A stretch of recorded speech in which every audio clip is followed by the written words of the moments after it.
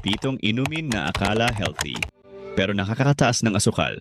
Akala mo healthy, pero sa totoo lang, may mga inumin na parang sugar bomb sa katawan, at kung araw-araw mo itong iniinom, pwede kang sumakay sa roller coaster ng asukal. Akyat, bagsak, ulit-ulit. Hello mga kapamilya. Ako si Doc at sa video na ito pag-uusapan natin ang pitong inumin na akala healthy, pero nakakataas pala ng asukal sa dugo. Hindi ito para takutin ka, kundi para bigyan kayo ng malinaw na gabay. Para mas makapili ng tama at mas maalagaan ang puso, bato at kalusugan. Handa na ba kayo? Simulan na natin. Ngayon sagutin natin ang isang tanong. Bakit malakas ang epekto ng inumin sa asukal kapag ininom ang asukal diretso sa dugo? Para bang express lane, walang stopover, walang harang, walang fiber na pumipigil. Kung sa pagkain may gulay o prutas na may himay-may na kumakapit sa asukal, dito wala. Kaya parang walang preno ang kotse. Mabilis ang sugar spike. Isang lagok lang. Boom! Ang taas agad ng asukal sa dugo. Kaya mas delikado minsan ang matamis na inumin kaysa sa pagkain. Isipin mo ito. Kung kumain ka ng mangga, may fiber na kumakapit sa asukal kaya dahan-dahan ang pag-akyat. Pero kung mangga juice na binili sa tindahan, wala na ang fiber, puro asukal na lang ang naiwan. Kaya ang katawan mo parang binigla ng tambol, biglang taas, biglang bagsak. At tandaan, kapag mabilis ang spike, mabilis din ang crash. Kaya madalas pagkatapos ng matamis na inumin, ramdam mo ang antok, panghihina, o biglang pagkagutom ulit. Para kang sinakay sa roller coaster ng asukal akyat, baba, ulit-ulit. Ang inumin na akala mo refreshing o healthy kasi may prutas sa label, pwedeng mas mabilis pang magpataas ng asukal kaysa sa isang plato ng kanin. Kaya huwag basta-basta magpapadala sa packaging dahil ang katawan natin hindi nabobola ng marketing. Bago tayo magsimula, gusto ko kayong tanungin, ano ang inumin na akala nyong healthy pero madalas nyong iniinom? I-comment nyo sa baba. Baka isa yan sa pag-uusapan natin ngayon. Huwag kalimutan na mag-subscribe sa Gintong Kalusugan. Tuloy na tayo. Drink number 1, fruit juice. Kahit fresh. Marami ang nagsasabi, Doc, natural naman to, prutas eh. Tama, prutas nga. Pero tandaan, kapag ginawa mong juice, ibang usapan na, nawawala ang fiber. Yung himay-may na dapat sana ay preno ng asukal, wala na. Naiiwan ang asukal. Kaya parang concentrated syrup na ang iniinom mo. Isang baso ng orange juice, minsan katumbas ng 3 hanggang 4 na pirasong orange ang sugar content. Isipin mo ito. Kung buong orange ang kakainin mo, busog ka na sa 1 o 2. Pero kung juice, kaya mong lagukin ang 3 o 4 na orange sa isang baso at hindi mo ramdam ang busog kasi wala na ang fiber. Kaya ang katawan mo parang binigla ng marching band. Biglang taas ng asukal tapos maya-maya biglang bagsak. Resulta, antok, panghihina o biglang pagkagutom ulit. At huwag tayong basta-basta magpapadala sa label na 100% natural o freshly squeezed. Oo, natural ang prutas. Pero hindi natural sa katawan natin ang uminom ng condensed sugar na walang preno.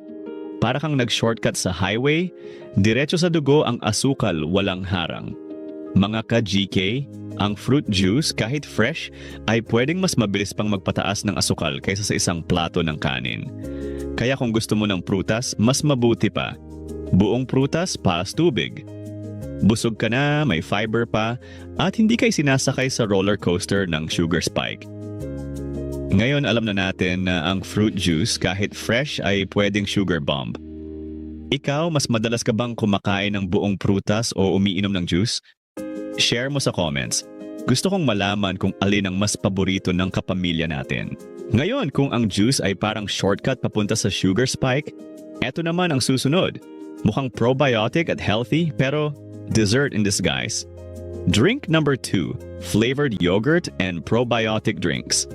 Mukhang healthy, di ba? May mga salitang nakalagay sa label, probiotic, good bacteria, digestive health. Parang ang bait ng inumin, parang gamot na pampalusog. Pero teka muna, ang hindi natin agad nakikita, may added sugar. Madalas sobrang dami. Parang dessert na inumin.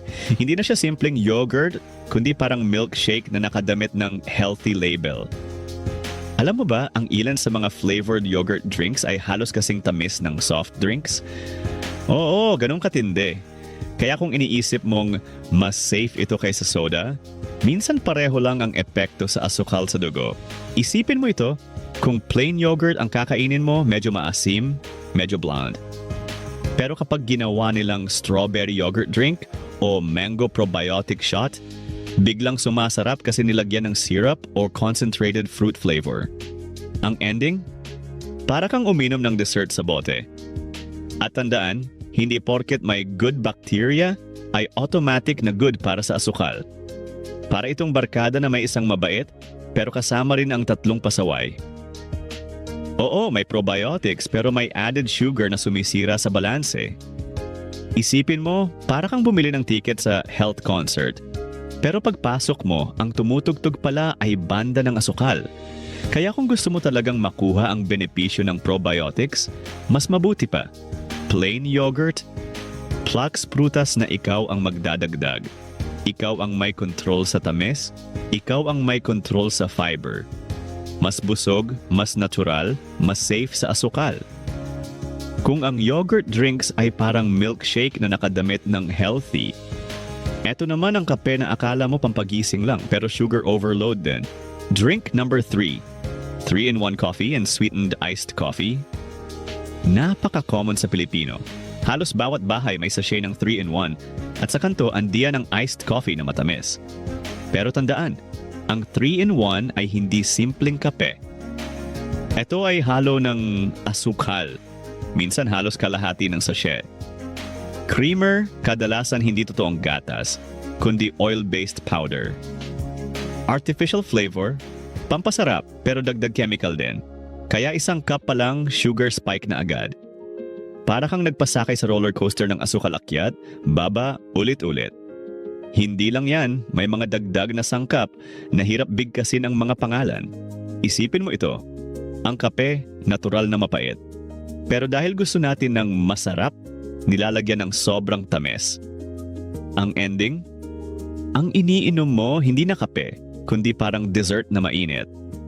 At kung iced coffee na may syrup at whipped cream pa, para ka nang uminom ng milkshake na may caffeine. At huwag kalimutan, kapag araw-araw kang nag 3-in-1, para kang nag-iipon ng asukal sa katawan. Hindi mo agad ramdam, pero unti-unti tumataas ang risk ng diabetes, obesity at iba pang sakit. Sa totoo lang, para kang bumibili ng ticket sa Energy Boost, pero ang binigay sa iyo ay sugar overload. Oo, gising ka saglit, pero maya-maya, bagsak ulit ang katawan. Mas mabuti, black coffee plus konting gatas. Walang asukal doon mo makukuha ang tunay na caffeine kick, minus ang sugar trap. At kung gusto mo ng flavor, pwede mong dagdagan ng cinnamon o konting cocoa powder. Mas natural, mas safe. Kung ang kape ay naging dessert, paano pa kaya ang mga inumin na talagang dinisenyo para sa atleta, pero iniinom kahit nakaupo lang? Drink number 4. Sports drinks and energy drinks. Maraming Pilipino ang iniinom ito kahit hindi naman atleta. Parang cool kasi ang packaging. May lightning bolt, may power, may energy. Pero ang totoo, dinisenyo ito para sa matinding physical activity.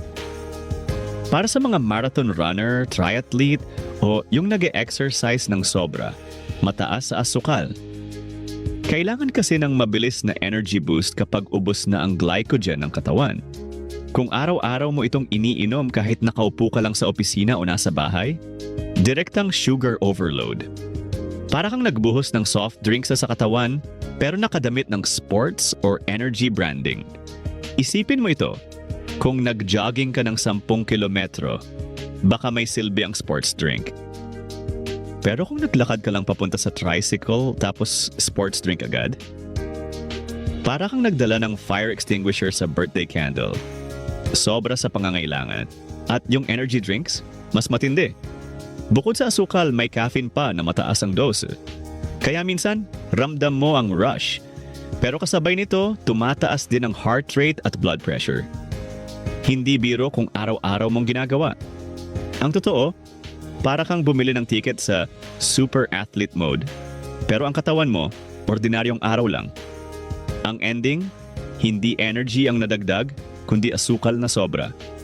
Kaya tandaan, kung normal na araw lang, tubig pa rin ang pinakamabuti. Libre, walang calories, walang sugar spike. At kung gusto mo ng konting flavor, pwede kang maglagay ng hiwa ng lemon o pipino sa tubig. Refreshing pero safe. Kung sports drinks ay parang fire extinguisher sa birthday candle, eto naman ang milk tea. Isang cup pa lang, lampas na sa kwota ng asukal sa isang araw. Drink number 5, milk tea and flavored teas. Isa ito sa pinakamalakas magpataas ng sugar ngayon. At aminin natin, sobrang sikat ng milk tea sa Pilipinas. Mula estudyante hanggang office worker, halos lahat may paboritong brand. Pero tandaan, sa isang malaking cup ng milk tea, andyan ang syrups. Concentrated sweetness na parang liquid candy. Sugar, minsan doble pa sa soft drinks. Pearls, gawa sa starch, na mabilis ding nagiging glucose. Cream, dagdag tamis at calories. Kaya isang malaking cup lang, minsan lampas na sa recommended sugar intake sa isang araw.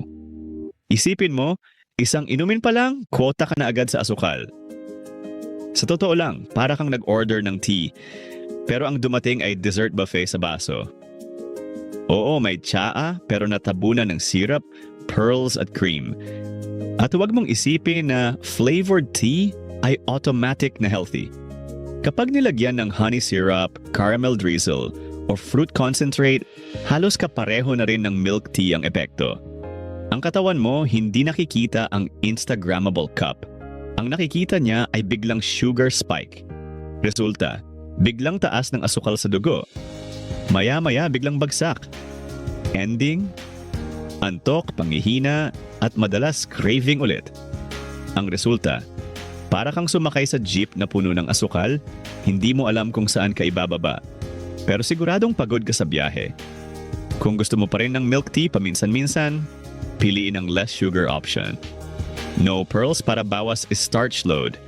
Small size only at occasional treat. Mas mabuti pa kung gusto mo ng refreshing na inumin araw-araw. Plain tea or infused water. Mas natural, mas safe, at hindi kayo sinasakay sa roller coaster ng sugar. Kung milk tea ay dessert buffet sa baso, eto naman ang honey lemon water ay detox drinks. Mukhang healthy, pero sugar trap pa rin. Drink number 6, honey lemon water and detox drinks. Mukhang healthy pakinggan, di ba? Parang ang linis ng dating. Honey lemon detox.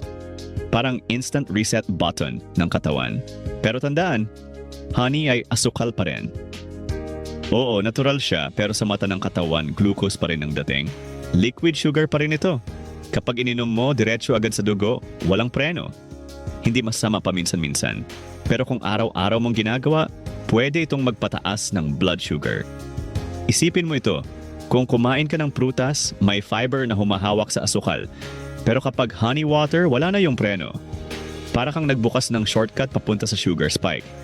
At yung mga tinatawag na detox drinks, madalas may halo ring syrup, honey, or concentrated fruit juice.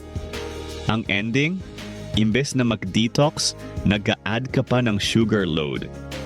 Para kang naglinis ng bahay gamit ang walis, pero sabay nagkalat ng candy sa sahig, hindi talaga nalinis. Alam mo, para kang bumili ng ticket sa detox concert, pero ang tumutugtog pala ay banda ng asukal. Kaya kung gusto mo ng refreshing na inumin na talagang safe, tubig na may hiwa ng lemon o pipino. Walang sugar spike pero may konting flavor. O simpleng plain water, iyon ang tunay na detox ng katawan. Tandaan, ang atay at bato natin, natural na detox machine. Hindi nila kailangan ng dagdag na asukal para gumana. Ang kailangan nila, tubig at tamang pahinga. Kung detox drinks ay parang sugar band na nakatago, eto naman ang plant-based milk, soy, almond, oat, na akala mo safe pero may sugar disguise din.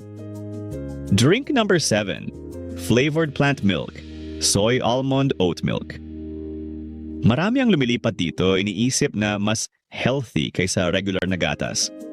Parang social pa nga pakinggan, soy latte, almond milk, oat milk. Pero teka muna, maraming brands ay sweetened. Ibig sabihin may dagdag na asukal para mas masarap ang lasa. May hidden carbs at sugar. Lalo na sa oat milk, akala mo light. Pero pwede ring mataas ang carbs na mabilis maging glucose. Kaya kung iniisip mong safe na safe ito, tandaan, hindi porket plant-based ay automatic na mababa sa sugar. Analogy punch. Para kang bumili ng ticket sa healthy concert. Pero sa backstage, nakatago pala ang banda ng asukal. Isipin mo ito. Kung plain soy milk ang iinumin mo, medyo bland, medyo earthy ang lasa. Pero kapag ginawa nilang vanilla soy o choco almond milk, biglang sumasarap kasi nilagyan ng syrup. Ang ending? Para ka na ring uminom ng flavored drink na halos kapantay ng milk tea sa tamis. At kung araw-araw mong iniinom ang sweetened plant milk, pwede itong magpataas ng blood sugar nang hindi mo namamalayan. Kasi ang branding niya, healthy alternative. Pero sa katawan mo, sugar spike pa rin ang epekto. Para kang nagpalit ng costume. Mula cow's milk naging plant milk. Pero ang script sa loob, parehong sugar overload. Kaya kung gusto mo talagang makuha ang benepisyo ng plant milk, hanapin ng unsweetened. Kung gusto mo ng flavor, ikaw na ang magdagdag ng prutas o cinnamon. At tandaan, hindi kailangan araw-araw. Treat lang, hindi staple. Mas mabuti pa rin ang balanseng pagkain at tubig bilang pangunahing inumin. Ang plant milk pwedeng opsyon, pero piliin ang tamang version para hindi ka maloko ng sugar disguise. Ngayon nakita na natin ang 7 inumin na akala healthy pero sugar trap pala. Ang tanong, bakit mahalaga itong bantayan araw-araw? Ngayon sagutin natin ang tanong, bakit mahalaga ito? Kapag araw-araw mataas ang sugar sa dugo, hindi lang simpleng matamis ang epekto. Unti-unti nag-iipon ito ng problema sa katawan. Pre-diabetes.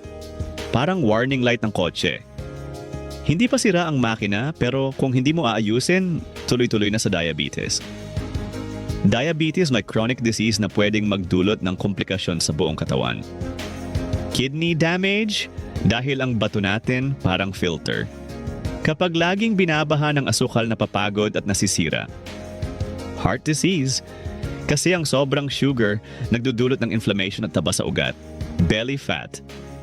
Yung bilbil na akala mo simpleng taba lang pero konektado sa mas mataas na risk ng sakit. Ang delikado dito, hindi agad nararamdaman. Walang instant sakit, walang biglang kirot. Para kang naglalakad sa tulay na unti-unting nabubutas, hindi mo nakikita pero isang araw, bibigay. Ang mataas na sugar ay parang maliit na leak sa bubong. Hindi mo ramdam sa unang ulan, pero habang tumatagal, unti-unti kang binabaha.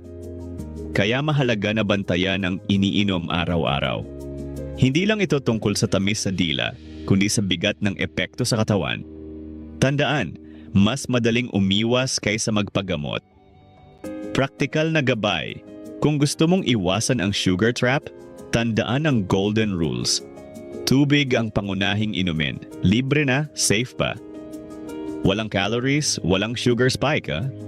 Kung gusto mo ng konting flavor, lagyan ng hiwa ng lemon o pipino. Iwas sweeten the drinks. Kahit pa may label na natural, probiotic, o energy, kung may added sugar, trap pa rin yan. Basahin ang label. Simple pero powerful. Kung ang unang nakasulat ay sugar o syrup, alam mo na agad ang kwento. Para kang detective na nag-iimbestiga at ang clue nasa likod ng bote. Heto ang dapat mong maintindihan. Ang whole food ay mas mainam kaysa liquid calories.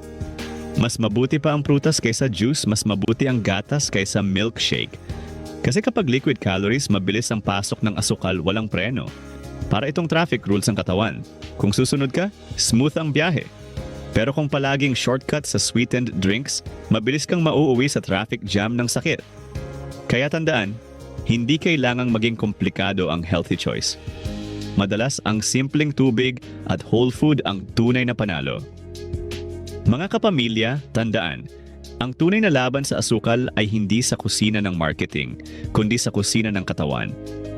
Kung pipili ka ng tama ngayon, tubig, whole food at disiplina, mas mahaba ang biyahe ng buhay mo, mas matibay ang katawan mo at mas masaya ang pamilya mo. Huwag tayong paloko sa sugar disguise. Ang tunay na healthy, simple lang. Pero ang good news, may choice tayo. Hindi kailangan ng mahal na detox, hindi kailangan ng magic drink. Ang tunay na solusyon ay simple, tubig, whole food at tamang disiplina. Kung pipili ka ng tama ngayon, mas malakas ang katawan bukas. Kung iiwas ka sa sugar trap ngayon, mas mahaba ang biyahe ng buhay mo. Sa susunod, tatalakayin natin ang pre-diabetes. Ano ang mga warning signs bago umabot sa diabetes? Kung nagustuhan mo ang video na ito, huwag kalimutan. Like kung may natutunan ka, share, para mas marami pang kapamilya ang makaiwas sa sugar trap, at subscribe para sa iba pang practical health tips na malinaw, kapamilya style at madaling tandaan. Ako si Doc, kasama ninyo sa journey ng mas malusog na pamumuhay. Tandaan, mas madaling umiwas kaysa magpagamot. Ingat at kita-kits sa susunod na episode.